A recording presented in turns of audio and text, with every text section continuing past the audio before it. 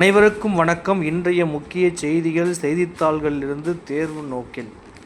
ஆரம்ப கல்வியில் மனப்பாட முறைக்கு பதிலாக அறிமுகமாகும் பின்லாந்து மாடல். தமிழக கவிஞர் வைரமுத்துக்கு ஞானபீட விருது வழங்கி கௌரவம். 2025ஆம் ஆண்டுக்கான ஞானபீட விருதினை கவிஞர் வைரமுத்து பெறுகிறார். இந்தியாவின் சிறந்த எழுத்தாளர்களுக்கு ஒவ்வொரு ஆண்டும் விருது வழங்கி கௌரவிக்க ஒரு அமைப்பு அவசியம் என்று நாட்டின் முதல் குடியரசுத் தலைவர் ராஜேந்திர பிரசாத் வலியுறுத்தியதன் அடிப்படையில் இந்த பாரதிய ஞானபீட விருது உருவாக்கப்பட்டது. இந்த அமைப்பு சார்பில் ஆண்டுதோறும் ஞானபீட விருது வழங்கப்பட்டு வருகிறது. இது இந்தியாவில் இலக்கியத்திற்கு வழங்கப்படும் மிக உயரிய விருது ஆகும். கடந்த 1965ஆம் ஆண்டு முதல் ஞானபீட விருது வழங்கப்பட்டு வருகிறது. குறிப்பாக 1975ஆம் ஆண்டில் எழுத்தாளர் அகிலன், 2002இல் எழுத்தாளர் ஜெயகாந்தன் ஆகியோர் ஞானபீட விருதை பெற்றனர்.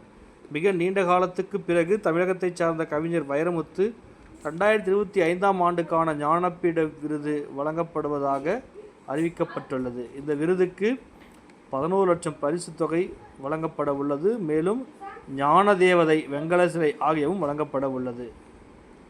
1975இல் சித்திரப்பாவை என்ற நாவலுக்காக அகிலனுக்கும், சில நேரங்களில் சில மனிதர்கள் என்ற புதினத்திற்காக ஜெயகாந்தனுக்கும் ஞானபீட விருது வழங்கப்பட்டது குறிப்பிடத்தக்கது. கவிஞர் வைரமுத்து இதுவரை 7 முறை சிறந்த பாடல் ஆசிரியருக்கான தேசிய விருதை வென்றுள்ளார். தற்போது 60வது ஞானபீட விருது இவருக்கு வழங்கப்பட உள்ளது. எஸ்கே பொட்டேகாட்டின் ஒரு தேசத்தின் கதை நாவலுக்காக 1980இல் ஞானபீட விருது கிடைத்தது. இந்த நாவல் பிரிட்டிஷ் இந்தியாவின் கேரள கிராமத்தில் இருந்து வெளியேறும் நாயகன் 60 ஆண்டுக்கு பின் ஊர் திரும்புவதை பற்றி இந்த ஒரு தேசத்தின் கதை என்ற நாவல் விளக்குகிறது. தகழியின் கயிறு நாவலுக்காக 1984இல் ஞானபீட விருது கிடைத்தது. பிரிட்டிஷ் கால திருவிதாங்கூரின் 250 ஆண்டு கால கதை இது. கடவுள், நிலம், உறவினர்களுடன் ஒரு மனிதனின் பிணைப்பு எவ்வாறானது என்பதை இந்த நாவல் பேசுகிறது. பெரிய புராணத்தை இயற்றிய சேக்கிழார் அவர் பிறந்த குன்றத்தூரில் திருநாகேஸ்வரத்தை முன்மாதிரியாக கொண்டு கோயில் கட்டினார். ராகு தலமாக போற்றப்படும் இக்கோயில் சோழர் கால கட்டிடக்கலைக்கும் சேக்கிழாரின் சிவபக்திக்கும் சான்றாக விளங்குகிறது. மகாத்மா காந்தி தேசிய ஊரக வேலைவாய்ப்பு திட்டம் VPG ராம்ஜி திட்டம் என பெயர் மாற்றப்பட்டது. அந்த லட்சணையை வடிவமைக்கும் போட்டி மைகவர்ன் வலைதளத்தில் உள்ளது. ராம்ஜி, VPG ராம்ஜி.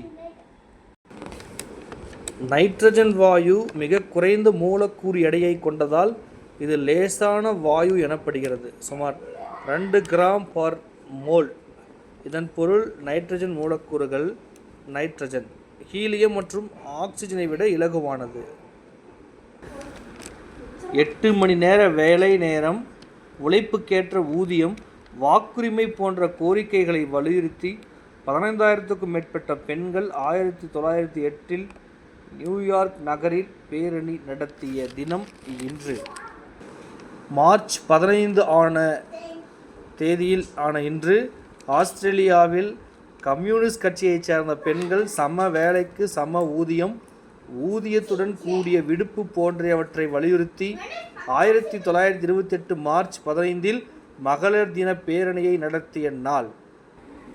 1975 மார்ச் 15 சர்வதேச பெண்கள் ஆண்டை முன்னிட்டு ஐநா சபை சார்பில் சர்வதேச மகளிர் தினம் முதலில் கொண்டாடப்பட்டது. பாலின சமத்துவத்தை அடையும் வகையிலான கருப்பொருளை முதன்மையாக வைத்து மகளிர் தினத்தை கொண்டாடும் வழக்கத்தை 1996 மார்ச் 15 முதல் ஐநா கடைபிடித்து வருகிறது.